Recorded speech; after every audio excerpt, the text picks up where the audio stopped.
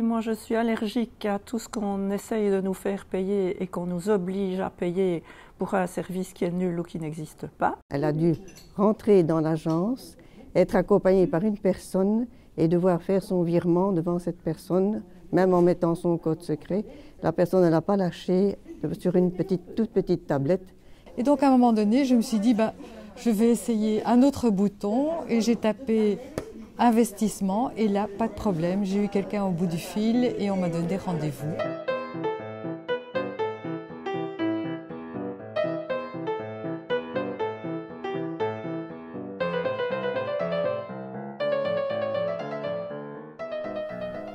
Financité a lancé cette année une campagne en collaboration avec Eneo Espace Senior qui s'intitule Banque dehors les seniors. On a lancé cette campagne parce que depuis la publication du rapport sur l'inclusion financière 2019, on a reçu énormément de témoignages de personnes âgées qui nous disaient qu'elles éprouvaient des difficultés pour gérer leur opération bancaire. On a envoyé un questionnaire aux banques pour un peu les sonder sur les mesures qu'elles mettaient en place en matière d'accessibilité bancaire pour les seniors.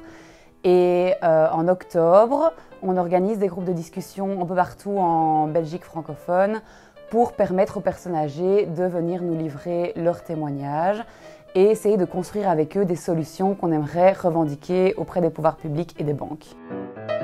Au niveau des problèmes en matière d'accessibilité bancaire, on remarque que les banques ferment de plus en plus leurs agences. Il y a des personnes âgées qui doivent parcourir parfois plusieurs dizaines de kilomètres pour accéder à une banque. Il y a également une déshumanisation dans les banques, donc maintenant c'est de plus en plus compliqué d'avoir un rendez-vous avec son banquier. Et quand quelqu'un veut avoir un contact avec sa banque, donc il appelle un numéro, il tombe en général sur un call center. La banque passe de plus en plus au digital, donc les personnes âgées sont forcées d'y passer également. Certaines personnes âgées souhaitent donc effectuer leur virement en agence et recevoir aussi les extraits de compte chez eux par la poste. Et cela, en fait, c'est un coût. Il y a certaines banques qui font payer les extraits de compte et les virements extrêmement chers, alors que normalement, ça devrait être gratuit tout simplement. En fait, on ne voit pas pourquoi les personnes âgées devraient être punies de ne pas avoir d'ordi ou de ne pas être à l'aise avec le digital. C'est gratuit pour les personnes qui passent à la banque Internet. Donc pourquoi est-ce que les personnes âgées devraient payer une tarification élevée pour pouvoir être autonomes dans la gestion de leur opération bancaire?